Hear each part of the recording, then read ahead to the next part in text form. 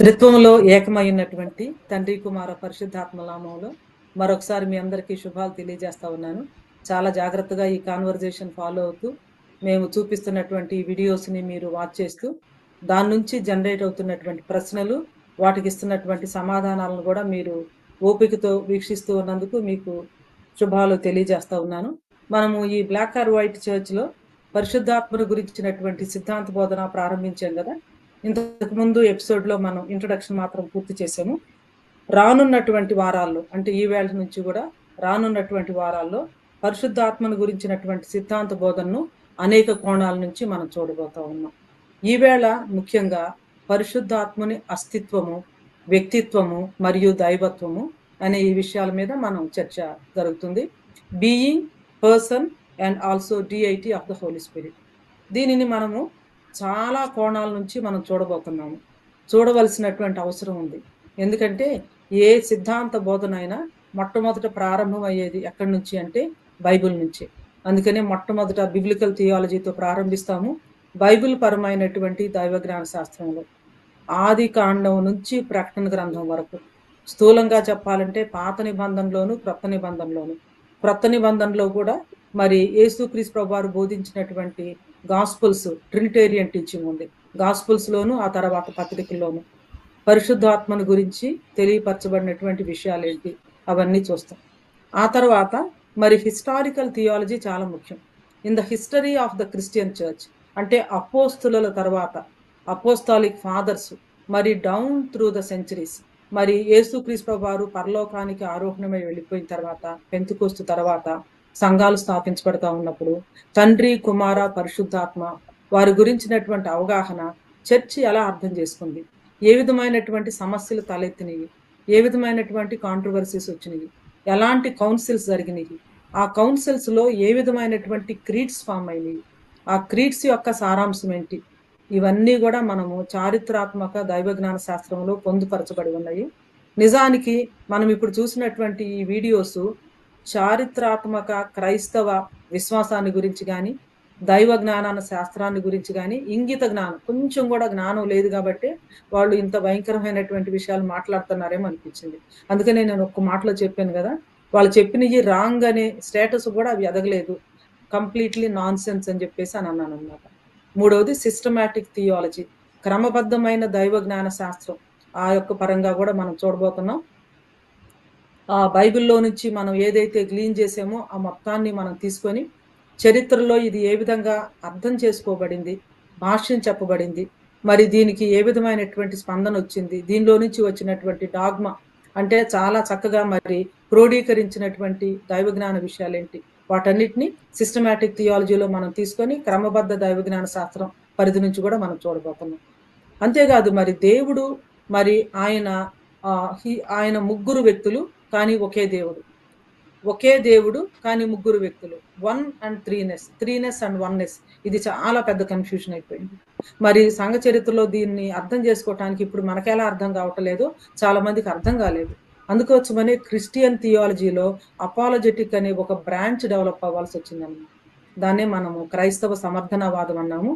ఫిలాసఫీని టూల్గా ఉపయోగించుకొని ఆ కాన్సెప్ట్స్ని అర్థం చేసుకోవటానికి బీయింగ్, ఆ తర్వాత పర్సన్, మరి వీటికి ఉన్నటువంటి తేడా ఏంటి, వీటిని మనం ఎలా అర్థం చేసుకోవాలి, ఎలా ఇంటర్ రిలేట్ చేయాలి, అసలు ఫిజికాలిటీ అంటే ఏంటి, స్పిరిచువాలిటీ అంటే ఏంటి, కార్పోరియాలిటీ అంటే ఏంటి, ఇవన్నీ కూడా మనం తెలుసుకోవాలంటే కొంచెం అపాలజెటిక్ థియాలజీ లేదా ఫిలసాఫికల్ థియాలజీ కూడా మనకు అవసరం. అంతేకాకుండా మరి కాంటెక్స్టువల్ థియాలజీ అని ఎందుకన్నానంటే in a context like India ఆ సత్ చిత్త ఆనంద అని మరి కాంటెక్స్ట్ లో ఉన్నటువంటి కొన్ని స్పెసిఫిక్ ఇష్యూస్ మనం తీసుకొని వచ్చి మరి మీకు ట్రినిటీ ఉన్నట్లే మాకు కూడా ఉందని ఇలాంటివి మనం చూస్తామన్నమాట. వాటిని ఆన్సర్ చేయాలన్నా కూడా మనము మరి థియాలజైజింగ్ ఇన్ ద కాంటెక్స్ట్, మనం ఉన్నటువంటి నేపథ్యంలో నుంచి ఈ యొక్క చారిత్రాత్మక క్రైస్తవ విశ్వాసాన్ని అర్థం చేసుకోవాలంటే సందర్భోచిత థియాలజీ, కాంటెక్స్టువల్ థియాలజీ, సందర్భోచిత దైవజ్ఞాన శాస్త్రం యొక్క మరి పరిధిలోనికి కూడా మనం రాబోతా ఉన్నాం. ఆ తర్వాత ప్రాక్టికల్గా మన లైఫ్కి దీని యొక్క అప్లికేషన్ ఏంటి, ఒక కాపరికి తన యొక్క పరిచర్యకు ఇది ఏ విధంగా మరి అప్లై అవుతుంది, ఇన్ని కోణాల నుంచి మనం చూడబోతా ఉన్నాం. ఎందుకంటే ఇవి చాలా ప్రాముఖ్యమైనటువంటి విషయాలు కాబట్టి. అయితే ఈవేళ మనం 3 కోణాల్లో నుంచి మనం చూస్తున్నాము. వాటిని మనం తర్వాత విశదంగా చూస్తాము. ఒక దుఃఖకరమైనటువంటి విషయం ఏంటంటే, పరిశుద్ధాత్మ దేవుడు మనకెందుకు అనుగ్రహించారంటే, ఆయన వచ్చినప్పుడు మిమ్మును సర్వసత్యములోనికి నడిపించును అని ప్రభువైన యేసుక్రీస్తు ప్రభువారు చెప్పారు. అంటే ఆ progressive revelation of the doctrine of Holy Spirit complete అయ్యింది. యేసుక్రీస్తు ప్రభు వారి బోధనలో ట్రినిటేరియన్ టీచింగ్ ఉంది. ఆయన వచ్చిన తర్వాత ఇంకా దీని గురించినటువంటి విషయాలన్నీ కూడా మీరు సర్వసత్యంలోనికి నడిపించబడతారని. సర్వసత్యంలోనికి నడిపించబడటానికి పంపబడినటువంటి పరిశుద్ధాత్మను గురించి ఈ రోజున అనేక అసత్య బోధనలు పుట్టుకురావటం చాలా విచారకరం. అంతేకాకుండా యేసుక్రీస్తు శరీరమైనటువంటి సంఘాన్ని ఐక్యపరచడానికి అనుగ్రహించబడ్డారో పరిశుద్ధాత్మ దేవుడు, ఆ పరిశుద్ధాత్మ దేవుని పేరుతో సంఘం అనేక విధాలుగా విడిపోవటం కూడా చాలా బాధకరమైనటువంటి విషయము, శోచనీయం. అందుకనే ఈ రోజున మనం పరిశుద్ధాత్మని అస్తిత్వము మరియు వ్యక్తిత్వము, being and person and deity of the Holi spirit అనే ఈ 3 విషయాలు కూడా మనం చూడబోతున్నాం. చాలా మందికి బీయింగ్ అంటే అస్తిత్వము, ఆ తర్వాత పర్సన్ అంటే వ్యక్తిత్వము, పర్సన్ అనొచ్చు, పర్సన్ అని హైఫన్ పెట్టి పర్సనాలిటీ అని కూడా అన్నాను అనమాట. సో బీయింగ్, ఆ తర్వాత అస్తిత్వము, వ్యక్తిత్వము, దైవత్వము, ఈ 3 విషయాల యొక్క అవగాహన మనం చక్కగా కలిగి ఉండాలి.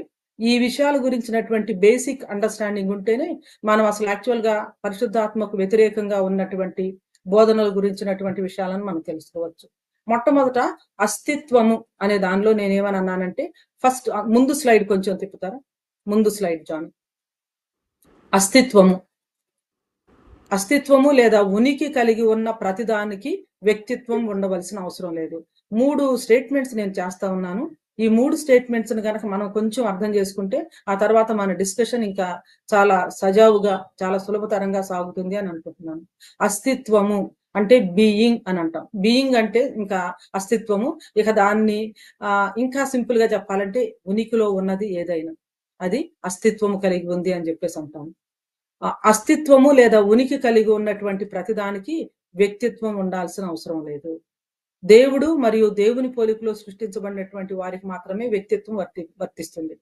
మరి ఏంజల్స్ గురించి మనకు పూర్తిగా తెలియదు కాబట్టి ఒక విధంగా చెప్పాలంటే ఏంజల్స్ కూడా వ్యక్తిత్వం ఉందా లేదా అనేది ఏంజల్స్ గురించినటువంటి పరిపూర్ణమైనటువంటి విషయాల గురించిన అవగాహన లేదు కాబట్టి దాన్ని కొంచెం పక్కన పెడతాను. ఎందుకంటే గేబ్రియల్ దేవదూత అని చెప్పేసి అక్కడ చెప్పడం జరిగింది కాబట్టి. రెండోది, అస్తిత్వం ఉన్నటువంటి ప్రతిదానికి ఫిజికాలిటీ, భౌతికత్వం ఉండవలసిన అవసరం లేదు. ఉదాహరణకి దేవుడు being, he is a spiritual being. ఆయన ఆత్మ కనుక ఆయన్ను ఆరాధించేవారు ఆత్మతోనూ సత్యముతోనూ ఆరాధించవలను అన్నది యోహాను సువార్త 4:24. కాబట్టి అస్తిత్వం ఉన్నటువంటి ప్రతిదానికి ఫిజికాలిటీ ఉండాల్సినటువంటి అవసరం లేదు, భౌతికత్వం ఉండాల్సిన అవసరం లేదన్నాను. మూడోది, వ్యక్తిత్వం లేదా పర్సనాలిటీ ఉన్నటువంటి ప్రతిదానికి భౌతికత్వము అంటే ఫిజికాలిటీ ఉండవలసినటువంటి అవసరం లేదు. ఉదాహరణకు పరిశుద్ధాత్ముడు వ్యక్తి, ఆయన శక్తి కాదు అని మనం చెప్తున్నాం. ఆయన మిమ్మును సర్వసత్యములోనికి నడిపించును. యోహాను సువార్త 14:20లోను, 15:26లోను, 16:12లోను ఇప్పుడు మనం చదివాం కదా, వాటన్నిటిలో కూడా ఉంది. అలాగే పరిశుద్ధాత్మను గురించి వాడబడినటువంటి సందర్భాల్లో జెండర్ న్యూటర్ జెండర్ లో ఉంది కాబట్టి ఆయన వ్యక్తి కాదు, ఆయన శక్తి అని తీసుకొచ్చే వాదనలు కూడా కరెక్ట్ కాదు. ఇంతకుముందే ఇనీషియల్ డిస్కషన్స్ లో మనం చూసాము, గ్రీకు భాషలో జెండర్ అనేది గ్రామాటికల్, బయలాజికల్ కాదు. కాబట్టి డిక్లెన్షన్, ఆ తర్వాత ఫస్ట్ డిక్లెన్షన్, సెకండ్ డిక్లెన్షన్, థర్డ్ డిక్లెన్షన్, ఇవన్నీ కూడా ఎండింగ్స్ ని బట్టి ఉంటుంది. కాబట్టి ఒక పదము దేనితో ఎండ్ అవుతుంది, న్యూమా, ఆ ఎండింగ్ ని బట్టి దాని జెండర్ అసైన్ అవుతుంది అని కూడా మనం చూసామన్నమాట. ఈ 3 మనం బేసిక్ థింగ్స్ గా పెట్టుకుంటే, ఇక నెక్స్ట్ పరిశుద్ధాత్మ దేవుని యొక్క అస్తిత్వము, వ్యక్తిత్వము మరియు ఆయన యొక్క దైవత్వము, ఈ 3 కోణాల నుంచి మనం చూడబోతున్నామని అనుకున్నాం కదా. బిబ్లికల్ థియాలజీ నుంచి మరి సాయి కృష్ణ గారు చూస్తారు, సిస్టమాటిక్ థియాలజీ నుంచి నేను మాట్లాడతాను, కాంటెక్స్టువల్, పాస్టల్, ప్రాక్టికల్ ఇష్యూస్ ఏమైతే ఉన్నాయో మరి అవి తిమోతి గారు చూస్తారు. ఏదైనా ఒక ఆపరేషన్ చేయాలంటే కార్డియాలజిస్ట్ ఉండాలి, అదేవిధంగా మరి పల్మనాలజిస్ట్ ఉండాలి, పెర్ఫ్యూజనిస్ట్ కూడా ఉండాలి. Of course general surgeon John Christopher గారు ఉన్నారు కాబట్టి ఆ జనరల్ సర్జరీ ఆయన చూసుకుంటే మిగిలినటువంటి 3 నుంచి మేము మీ ముందుకు తీసుకొని వస్తాము. అయితే మరి ఈ పరిశుద్ధాత్మ శాస్త్రం న్యూమటాలజీని మనం చూసేటప్పుడు మనం సంఘ చరిత్రలోనికి వెళ్లకుండా అసలు ఇప్పుడు మనకు వస్తున్నటువంటి ఈ కల్స్ గాని లేకపోతే అవాంతర శాఖలు గాని భిన్నమైనటువంటి బోధనలు గాని మనం సరిగా అర్థం చేసుకోలేము. అందుకోసమనే సంఘ చరిత్రలో విభేదాలు పరిశుద్ధాత్ముని వ్యక్తిత్వాన్ని గురించి ఉన్నాయి. అదేవిధంగా సమకాలీన క్రైస్తవ్యంలో విభేదాలు చాలా ఎక్కువగా పరిశుద్ధాత్ముని పని గురించి ఉన్నాయి. పరిశుద్ధాత్ముని వ్యక్తిత్వాన్ని గురించి, పరిశుద్ధాత్ముని పని గురించి. అందుకనే ముందు హిస్టారికల్ క్రిస్టియన్ ఫెయిత్, చారిత్రాత్మక క్రైస్తవ విశ్వాసానికి సంబంధించి మన యొక్క క్రోడీకరించబడినటువంటి అంటే అపోస్తలుల విశ్వాస ప్రమాణము, నికేయ విశ్వాస ప్రమాణము, అథనేషియస్ విశ్వాస ప్రమాణము, వీటిలో క్రోడీకరించబడిన వీటిల్లో చక్కగా సమరైజ్ చేయబడినటువంటి విశ్వాసం యొక్క ఆ సూత్రాల్లోనికి, విశ్వాసం యొక్క ఆ సమరైజేషన్స్ లోనికి మనం వెళ్ళాలి అంటే ఇవి అసలు ఎలా ఉనికిలోనికి వచ్చినాయి అనేది మనం చూడాలి. మొట్టమొదటి శతాబ్దాల్లో తండ్రి కుమారుడు పరిశుద్ధాత్మను గురించినటువంటి ఆ విషయాలన్నీ వెల్లడైన తర్వాత పెద్ద సమస్య ఎక్కడ మొదలైందంటే దీన్ని యుద్ధాలనాలా, చారిత్రాత్మక యుద్ధాలనాలా, వివాదానాలా, తగాదాలనాలా, ఒపీనియన్స్ అనాలా, ఏమనాలో తెలియదు కానీ లాంగ్ పీరియడ్ ఆఫ్ టైంలో జరిగినటువంటి కాంట్రవర్సీస్, వైరుధ్యాలు అని చెప్పేసి అనుకోవచ్చు అనమాట. ఆ సంఘ చరిత్రలో మొట్టమొదటి శతాబ్దంలోనే అంటే AD 319 నుంచి 419 వరకు జరిగినటువంటి ప్రధానమైనటువంటి చర్చలన్నీ కూడా త్రిత్వములోని తండ్రి కుమార పరిశుద్ధాత్మలకు సంబంధించినవి. త్రిత్వంలో ఉన్నటువంటి తండ్రి కుమార పరిశుద్ధాత్మలకు సంబంధించినటువంటి ఏ విషయాల్లో జరిగినవి ఇవి?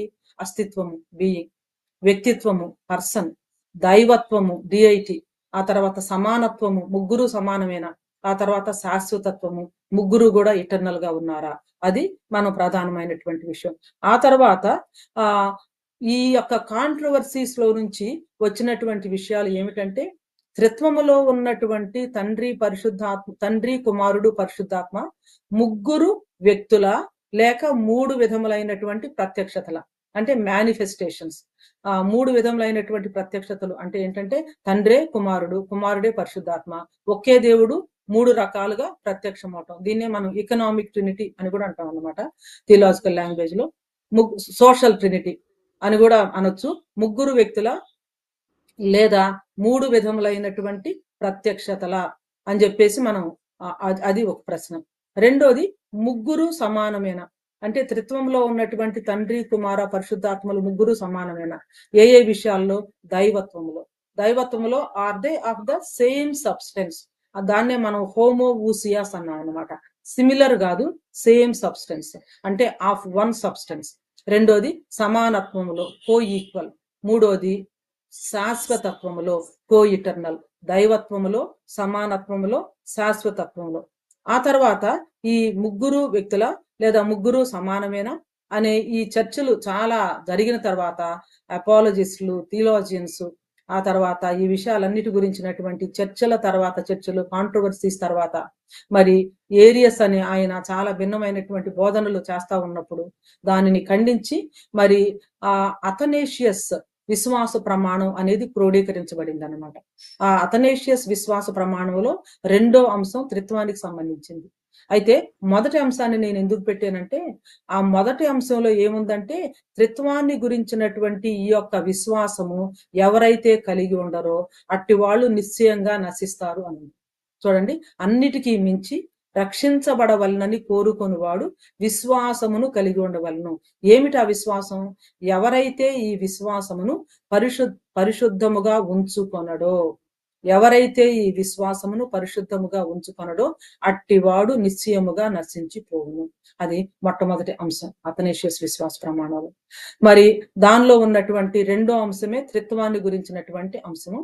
దీన్ని నేను చాలా జాగ్రత్తగా చదువుతాను, మీరు జాగ్రత్తగా ఫాలో అవ్వండి. ఇది మీరు కరెక్ట్ గా అర్థం చేసుకుంటే ఈ సాయంకాల సమయంలో అంటే మనకు ప్రజెంట్ చేయబోయే వీడియోస్ ని మీరు ఈజీగా వాటిల్లో ఉన్నటువంటి లోపం ఏంటో పసిగట్టేస్తారు. ఎందుకంటే మనము ఒరిజినల్ ఇప్పుడు స్టడీ చేస్తున్నాం, ఎందుకంటే కౌంటర్ ఫిట్స్ ని ఈజీగా మనం పట్టుకోవటానికి. సో త్రిత్వాన్ని గురించి అథనేషియస్ విశ్వాస ప్రమాణంలో ఉన్నటువంటి విషయాలు ఏమిటంటే నిజమైన క్రైస్తవ విశ్వాసమేదనగా ఏకదేవుని ముగ్గురు వ్యక్తులలోను ముగ్గురు వ్యక్తులు ఏకదేవునిలోను ఉన్నారని మనం ఆరాధించడము. చాలా స్పష్టంగా వన్ గాడ్ బట్ 3 పర్సన్స్. ఏకదేవుని ముగ్గురు వ్యక్తులలోను ముగ్గురు వ్యక్తులు ఏకదేవునిలోను ఉన్నారని మనం ఆరాధించుదుము. ఆ వ్యక్తులలో ఒకరిని మరొకరని అపోహ పడక దేవుని విభజింపక ఉందును. చూడండి, ఆ వ్యక్తులలో ఒకరిని మరొకరని అపోహ పడక అంటే తండ్రే దేవుడు, తండ్రే కుమారుడు, కుమారుడే పరిశుద్ధాత్మ. ఆ విధమైనటువంటి అపోహ, అలాంటి అపోహ లేకుండా దేవుని విభజింపక ఉందుము, దేవుని విభజింపక ఉందుము. ఆ తర్వాత కనుక చూస్తే ఆ నిజ క్రైస్తవ విశ్వాసం ఏదనగా ఏకదేవుని ముగ్గురు వ్యక్తులలోను, ఆ తర్వాత ముగ్గురు వ్యక్తుల తర్వాత నెక్స్ట్ స్లైడ్ జాని. ఆ వ్యక్తి రెండవ అంశం త్రిత్వంలో ఉన్నటువంటి రెండవ ఇదన్నమాట. తండ్రి ఒక వ్యక్తిగాను, కుమారుడు ఒక వ్యక్తిగాను, పరిశుద్ధాత్ముడు ఒక వ్యక్తిగాను వేరు వేరుగా ఉన్నారు. ఇంకెంతకంటే సులభమైన సరళమైన భాష ఉంటుందా చెప్పండి? తండ్రి ఒక వ్యక్తిగాను, కుమారుడు ఒక వ్యక్తిగాను, పరిశుద్ధాత్ముడు ఒక వ్యక్తిగాను వేరువేరుగాను ఉన్నారు. 3 distinct persons in one Godhead. ముగ్గురు వ్యక్తులు, ఒకే ఒక దేవుడు, కానీ ఒకే దైవత్వమును తండ్రి, కుమార, పరిశుద్ధాత్ములు సమానముగా కలిగి ఉన్నారు. దాన్నే మనము మరి ఆఫ్ ద సేమ్ సబ్స్టెన్స్ అనుకున్నాం. ఆఫ్ ద సేమ్ సబ్స్టెన్స్, కానీ ఒకే దైవత్వమును తండ్రి, కుమార, పరిశుద్ధాత్మలు సమానముగా కలిగి ఉన్నారు. మహిమయందు ఏకత్వమును, మహాత్యమునందు శాశ్వతముగా కలిసి ఉన్న వారునై ఉన్నారు.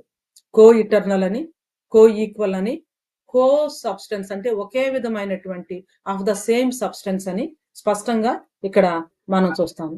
ఆ తర్వాత తండ్రి ఏమై ఉన్నాడో కుమారుడు, పరిశుద్ధాత్మలు కూడా అదే అయ్యున్నారు.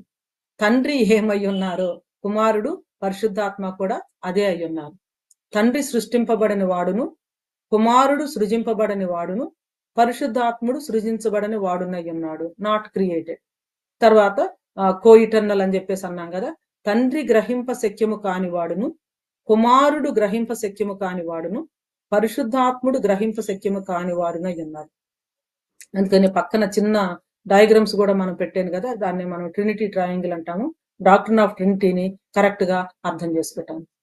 ఈ యొక్క ట్రినిటేరియన్ కాంట్రవర్సీస్ అన్నిటికీ కూడా చరమాంకం లేదా చరమగీతం పాడింది ఏమిటంటే అథనేషియస్ విశ్వాస ప్రమాణం. అథనేషియస్ విశ్వాస ప్రమాణం తర్వాత ఈ ట్రినిటేరియన్ కాంట్రవర్సీస్ ఎండ్ అయినవి. అయితే 6వ శతాబ్దంలో మరలా ఇంకొక ఇది మొదలైంది. అది కేవలం దేనికి సంబంధించిందంటే పరిశుద్ధాత్మకు సంబంధించింది అనమాట. అందుకోసమనే దాన్ని ఏమన్నామంటే ఫిలియోకి కాంట్రవర్సీ అని చెప్పేసి అంటాము.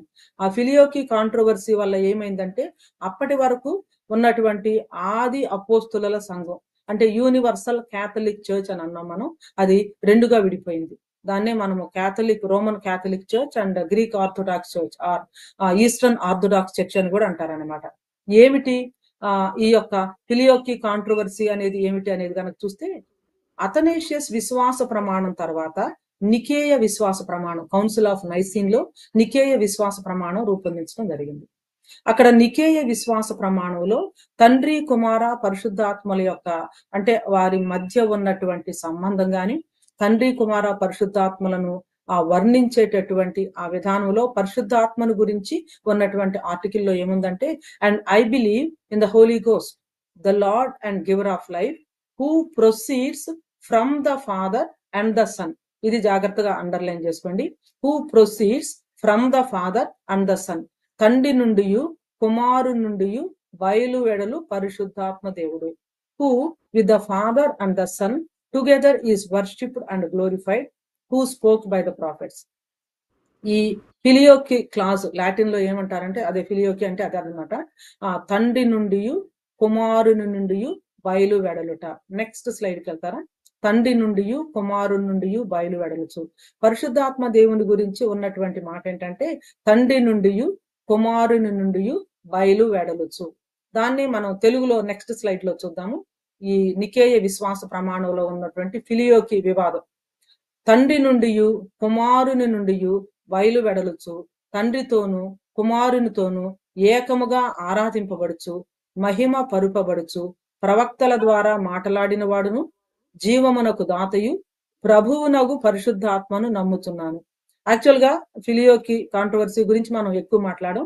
ఇక్కడ నేను చెప్పవలసినటువంటి విషయం ఏంటంటే గ్రీక్ లేదా ఈస్టర్న్ ఆర్థోడాక్స్ చర్చ్ దీన్ని వెస్టర్న్ యొక్క టర్మ్స్ లో, అంటే వెస్టర్న్ మైండ్ తో మరి అగస్టిన్ మరి ముఖ్యంగా ఇంకా కొంతమంది దీన్ని ఏదైతే ఇచ్చేసారో దాన్ని ప్రాపర్ గా అర్థం చేసుకోలేదేమో అని చెప్పేసి నేను అనుకుంటాను అనమాట. బట్ ఎనీవే, ఈ ఈ తండ్రి నుండి కుమారుని నుండి బయలు వెడలచు అనే ఈ ఫిలియోకి కాంట్రవర్సీ తర్వాత ఏమి జరిగిందంటే చర్చ్ మరి ఈస్టర్న్ ఆర్థోడాక్స్ చర్చ్, దాన్ని మనం ఈస్టర్న్ ఆర్థోడాక్స్ అంటాము. ఆ తర్వాత రోమన్ క్యాథలిక్ చర్చ్ అంటాం. గొప్ప విభజన అంటే తూర్పు మరియు పశ్చిమ క్రైస్తవ సంఘాల విభజన జరిగింది అని చెప్పేసి మనం చూడొచ్చు. చాలా మందికి తెలియని విషయాలు ఏంటంటే రోమన్ క్యాథలిసిజము ప్రొటెస్టెంటిజమే తెలుసు. అంటే మనకి అంటే చరిత్రలో జరిగినటువంటి స్కిజము, అంతకంటే పెద్ద స్కిజం, గ్రేట్ స్కిజం ఎప్పుడు జరిగిందంటే 10,054 లో జరిగింది Roman Catholic church and then Eastern Orthodox church. ఆ తర్వాత మనం గనక వెళ్తే ఇప్పుడు తర్వాత స్లైడ్ లో మనం చూస్తాము పరిశుద్ధాత్మను గురించినటువంటి చారిత్రాత్మక క్రైస్తవ విశ్వాసానికి సంబంధించినటువంటి 2 విషయాలు మనం చూసాము. ఒకటి ట్రినిటేరియన్ కాంట్రవర్సీస్, ఆ తర్వాత ఫిలియోకి కాంట్రవర్సీ. వీటి తర్వాత వచ్చినటువంటి మరి చారిత్రాత్మక క్రైస్తవ విశ్వాసానికి సంబంధించినటువంటి ఆ క్రీడ్స్, ఆ తర్వాత కౌన్సిల్స్ లో వచ్చినటువంటి విషయాలన్నింటిలో కూడా త్రిత్వాన్ని గురించి ఉన్నటువంటి చాలా చక్కని వివరణ విషయాలు కూడా మనం చూస్తాము.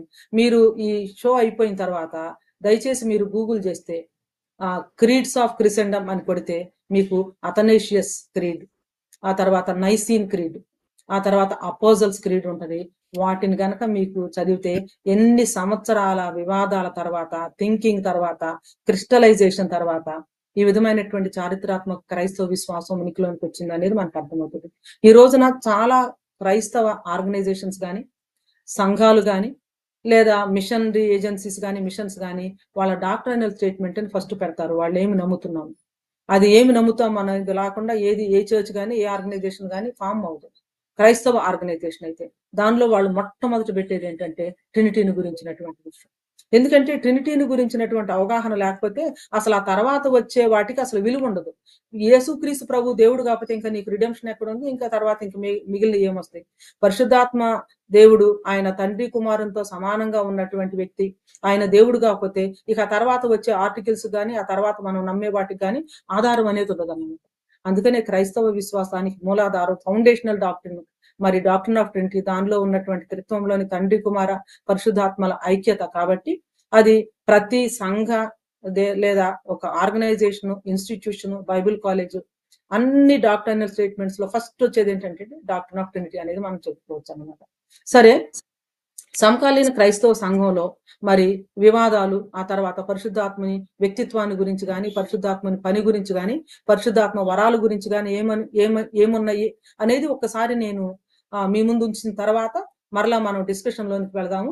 అప్పుడు వీళ్ళు చెప్తున్నటువంటిది అసలు ఏ కేటగిరీ కింద వస్తుంది, ఏ ఏ ఏ యాంగిల్ నుంచి మనం దీన్ని ట్యాకిల్ చేయాలి, అసలు ఇక్కడ ఉన్నటువంటి ఫండమెంటల్ ఫ్లా ఏంటనేది మనకి అర్థమవుతా ఉంది. సో ముందు స్లైడ్ లో కనుక చూస్తే మనము సమకాలీన క్రైస్తవ సంఘంలో వివాదాలు, పరిశుద్ధాత్మని వ్యక్తిత్వాన్ని గురించినటువంటి వివాదాలు. యెహోవా సాక్షులు మీకు తెలుసు ఏమంటారు? యెహోవా సాక్షులు యెహోవాయే దేవుడు, క్రీస్తు ప్రభు దేవుడు కాదు. తర్వాత యూనిటేరియన్ పెంతెకోస్తల్స్ వాళ్ళు కూడా అంతే. మరి పరిశుద్ధాత్మ, ఆ తర్వాత యేసు క్రీస్తు ప్రభు యొక్క పరిశుద్ధాత్మని యొక్క డిఐటీని ఏ విధంగా వాళ్ళు ఇది చేస్తారనేది మనం చూస్తాము. అంతేకాకుండా చర్చ్ ఆఫ్ క్రైస్ట్ లో కూడా ఒక సెక్ట్ అనుకుంటాను, they don't believe in the deity of the Holi spirit God. పరిశుద్ధాత్మని వ్యక్తిత్వానికి సంబంధించినటువంటి అవాంతర శాఖలు కావచ్చు, భిన్నమైనటువంటి బోధలు కావచ్చు అవి.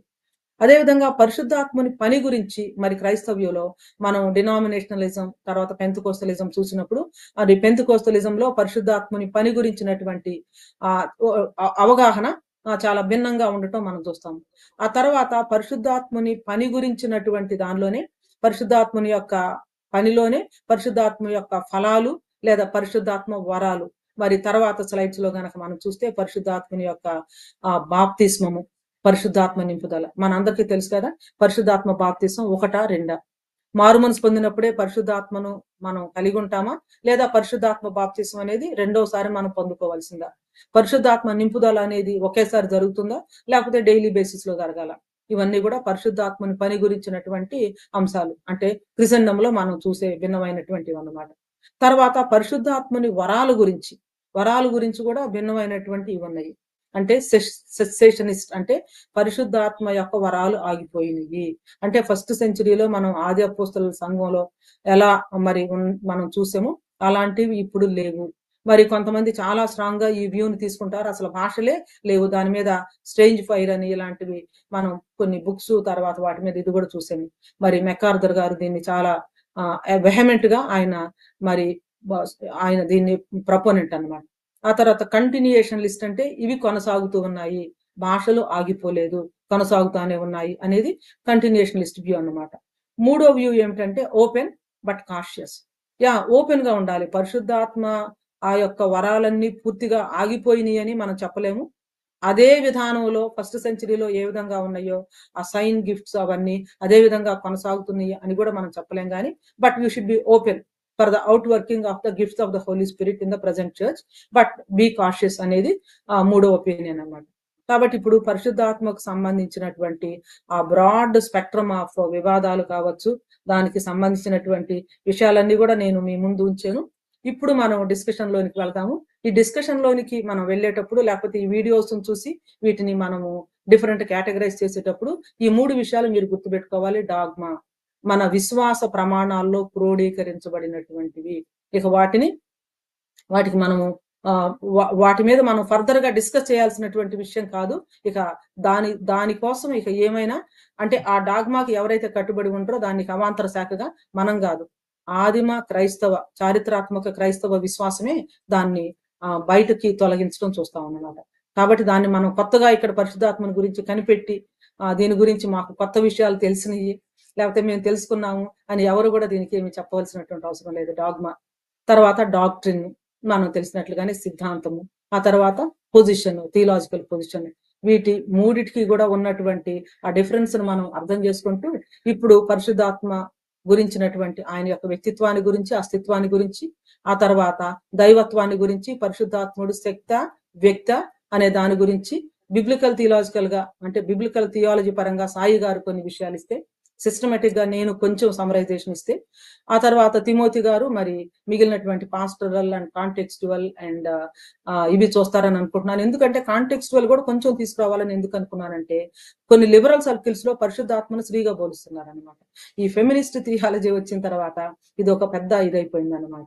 ఆ తర్వాత హిందూ కాంటెక్స్ట్ లో మరలా అంటే హిందూ టర్మ్స్ లో మరి గ్రీక్ ఫిలాసఫీని ఉపయోగించి థియాలజీని అప్లై చేశారో హైందవ ఫిలాసఫీని ఉపయోగించి మనం ఎందుకు చేయకూడదని చెప్పేసి మరి ఇండియన్ క్రిస్టియన్ థియాలజీలో కొంతమంది ప్రయత్నాలు చేస్తున్నారు.